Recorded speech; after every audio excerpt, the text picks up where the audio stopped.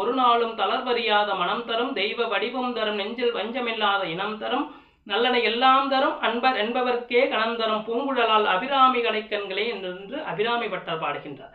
அபிராமியின் இந்த கடைக்கண் பார்வை அன்பர்களுக்கு இம்மை மறுமை இன்பங்கள் எல்லாவற்றையும் கொடுக்க வல்லது.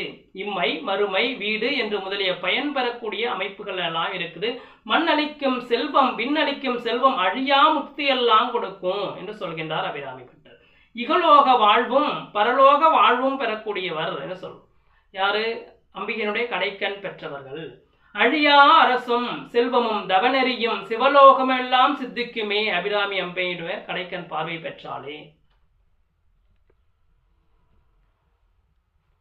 அன்னை அபிராமியானவள் சாம்ராஜ்ய லட்சியத்தை தருவாள், சாம்ராஜ்ய யோகத்தை தருவாள், சாம்ராஜ்ய ராஜ்யத்தை தருகின்றாள்.